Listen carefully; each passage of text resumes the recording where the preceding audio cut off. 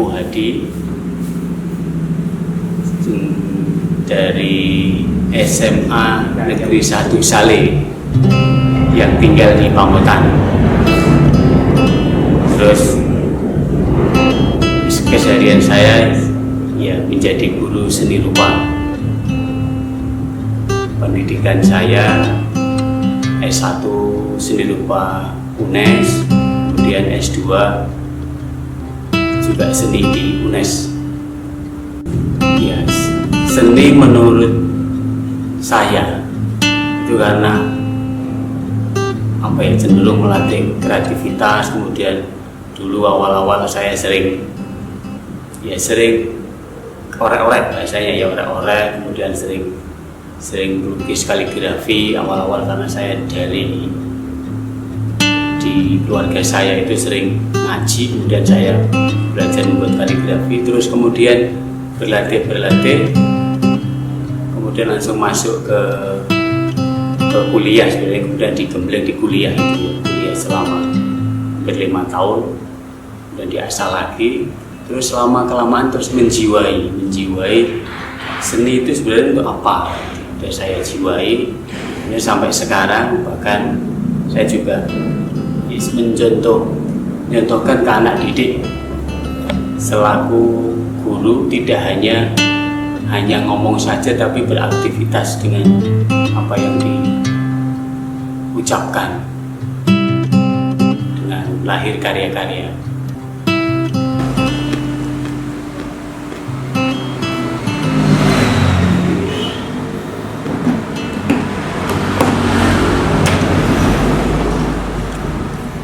Biasanya begini, ini online nanti sekitar 40-an, 38-40. Meris. Ya. Tapi kan bisa menghubungi itu pada platform.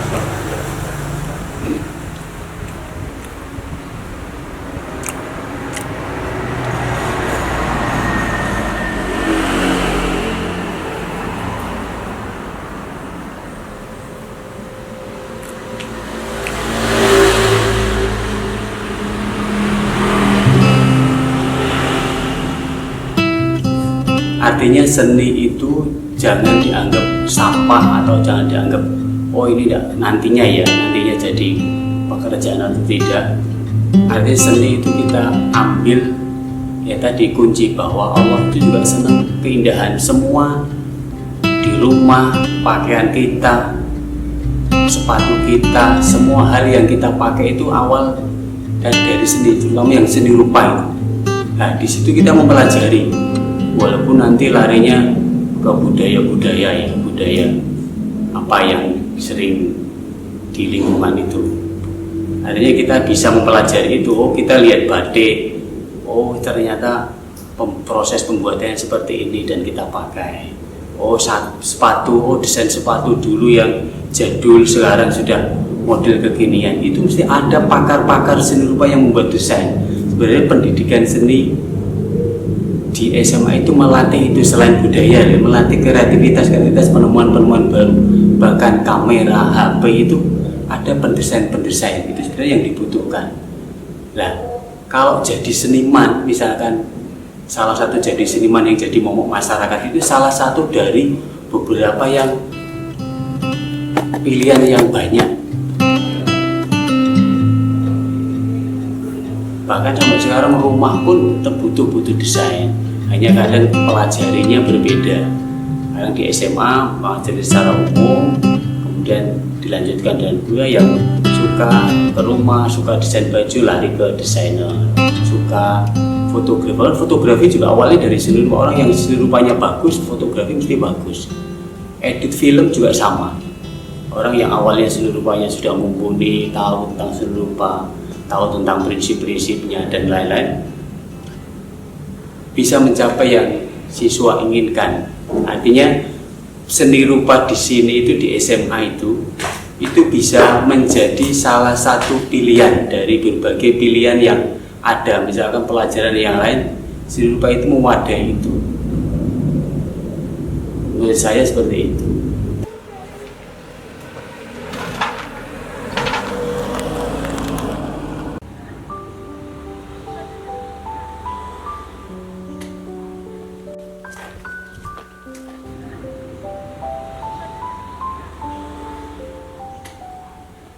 Ini ruang seni SMA Saleh, ruang untuk berkarya anak-anak.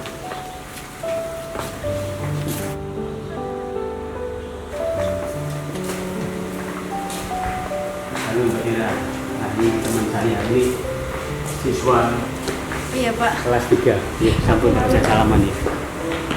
Namanya siapa? Marlia Iraya. Marlia, cantik loh. Iya, cantik. Ini ruang berkarya.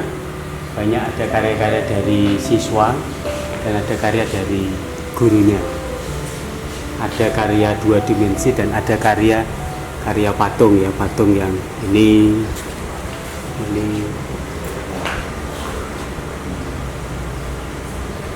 Tapi ini sebenarnya prosesnya tidak 1 hari, 1 tahun, main prosesnya kan lama. Ini rencana tahun-tahun kemarin bikin apa ini plakat ya, karena ini banyak limbah-limbah kayu. Terus ini dari limbah, ini karya juga dari limbah topeng-topeng yang sudah zaman dulu. Terus sebagian ya ini ya belahan kerah ini, tapi ini juga termasuk karya seni. Terus nah ini karya saya tentang lasem walaupun tidak dilasem. Pak, tak minum ya Pak ya. Ya, jadi pilih sing coklat apa sing. Ini yang menarik lagi berarti ini dari kayu ya. Terus ini kayu. Terus ini Menarik.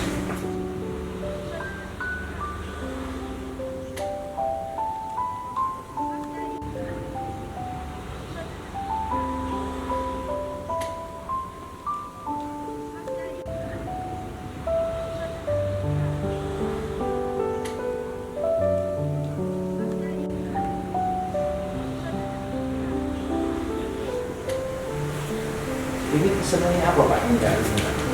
sebenarnya seni lukis tapi apa ya? Cukai. Kolase ya. Kolase teknik tempel. Sebenarnya cari model-model ya, manfaatkan limbah alam untuk jadikan ide sebenarnya Pak, tapi kadang memang kesulitan prosesnya. Ini yang dari sampah ya, ini dari sampah kopi, ini air kartini. Kadang ini kelihatannya sepele,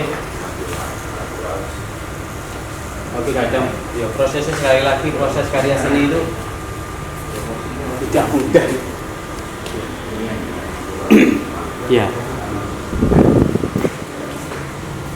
Ini juga karya ya, lampu-lampu dari lingkungan dan banyak bambu yang manfaatkan. Ini apa ini? Kayak dimensi kayak mahar-maharan dari kertas tidak terpakai. Ini karya-karya kecil-kecil, karya anak-anak latihan.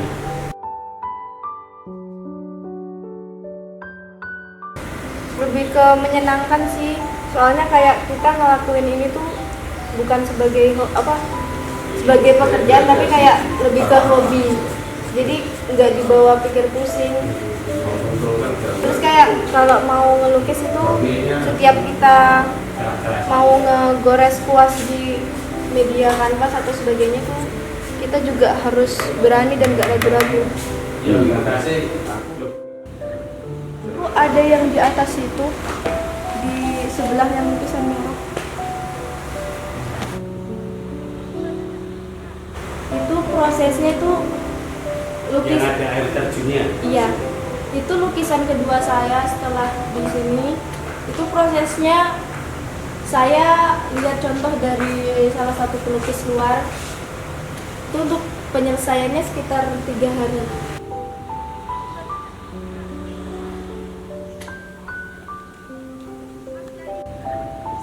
Pokoknya yang pikiran yang seniman itu nomor 100. Karena pilihan itu seperti orang jadi kiai, berat sekali. Tapi yang apa namanya, yang desain, bahkan namanya bukan fine art, tapi yang applied art, artinya seni terapan, itu yang harus ditunjukkan ke siswa, diperkenalkan, dilihat-lihatkan. Oh, semua desain yang kita pakai itu dari kursi semua pokoknya. Itu yang kita perkenalkan. Artinya pilihan-pilihan itu, oh ternyata seni itu seperti ini ya, seperti ini. Jadi dia biar tertarik. Menurut saya seperti itu. Ya, saya pribadi,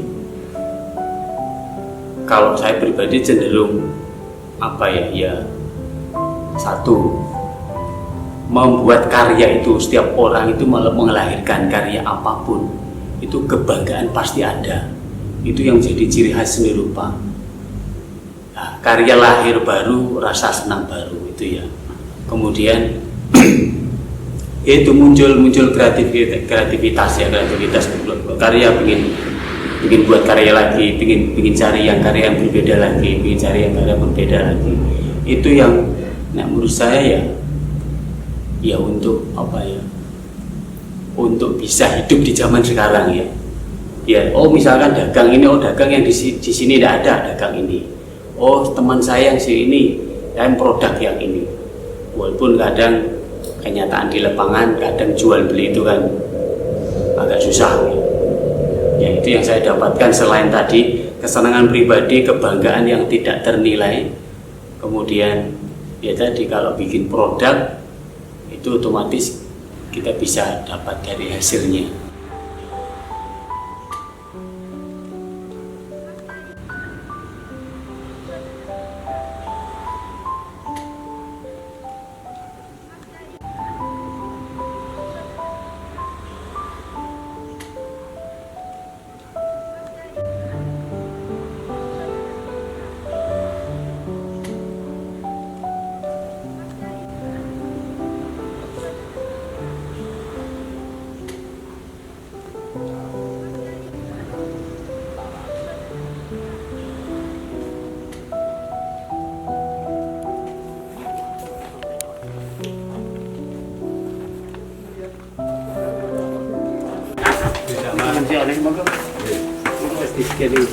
Ya, saya sering, ini dari segi pendidikan ya, saya sering ngomong kadang ke siswa itu, sebenarnya untuk apa sih seni kamu harus pelajari, atau seni harus ada di SMA untuk dipelajari. Saya sering tanya seperti itu.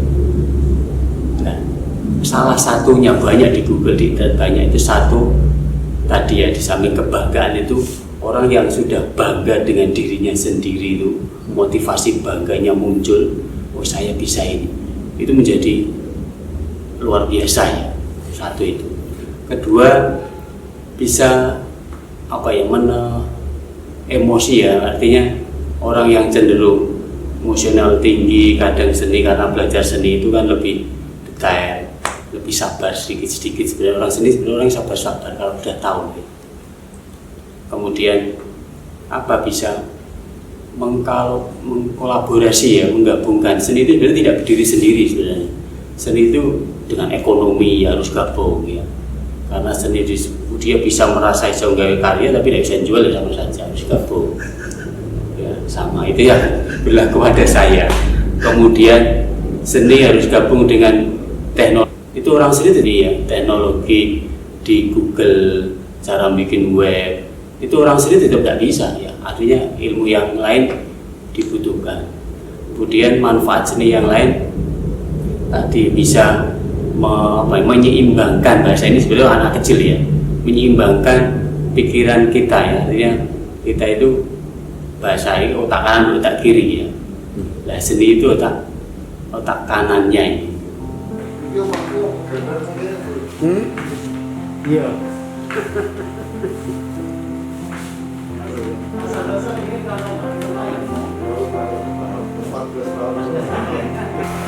Jadi apa yang sudah dilakukan tadi untuk siswa-siswa SMA 1 Saleh ini salah satu upaya untuk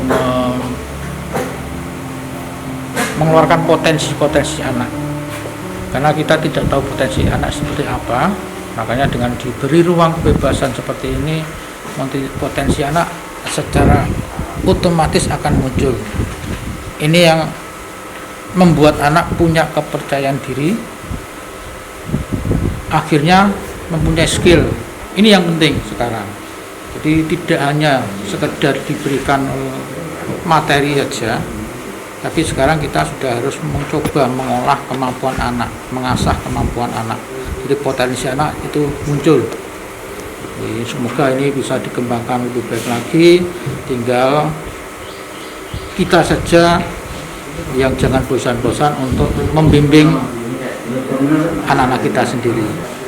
Pak Mukadi menurut saya adalah satu guru yang berkualitas, punya dedikasi dan loyalitas di dalam melatih, membimbing siswa, sehingga karya-karya yang dihasilkan sangat indah, bahkan berkali-kali mendapatkan prestasi untuk lomba baik tingkat kabupaten maupun tingkat nasional dengan seni krianya.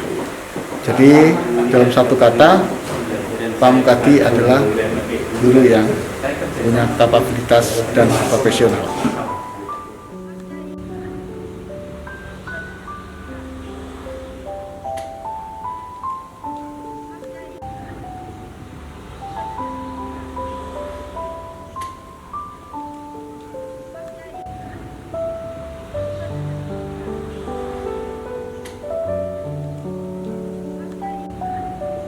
Keseharian saya selain ngajar, jadi ngajar itu sudah full ya. Kayak lagi orang yang berkarya, menurut saya bisa dihitung ya. Wilayah nggak usah lebar-lebar, wilayah Rembang aja. Orang sudah ditugasi ngajar itu full, tidak bisa apa-apa. Tapi saya pribadi, karena saya sebagai guru, sebagai contoh, kalau di bidang seni, saya harus punya karya. Jadi di rumah saya punya ruangan untuk melukis, kadang gelembur, kadang sih tetap melukis. Lukisan saya lumayan, kadang di sekolahan waktu pas santai-santai saya juga sering melukis, karena fokus saya tidak mempelajari di bidang-bidang lain. Di sini itu kan sebenarnya cabangnya banyak sekali. Mau desain, mau apa ya, kalau Pak Anwar itu desain batik. Kalau saya fokus ke seni lukisnya. Jadi yang saya bisa seni lukis apa ya, mengambil, kalau saya melukisnya mengambil ikon-ikon yang daerah-daerah itu, landscape. Kalau saya kemarin gambar melukis landscape Saleh ya, landscape Saleh yang saya bisa kenalkan, dan landscape Pamotan yang daerah dulu Pak. Jadi Pak Gua Kare, saya suka senang sana tak foto. Kemarin teman-teman saya melukis di sana bareng-bareng di di Gua Kare sekitar itu.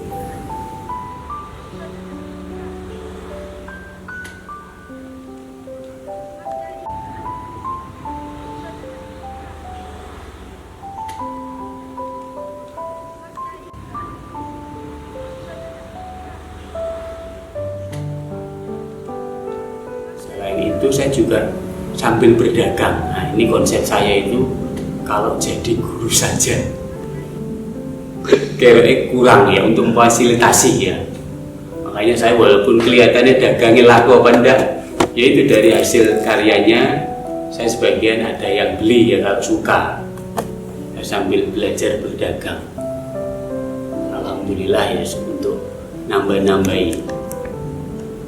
Jadi lukis ya, kadang jual karyanya, kadang campur berdagang, kadang jadi guru.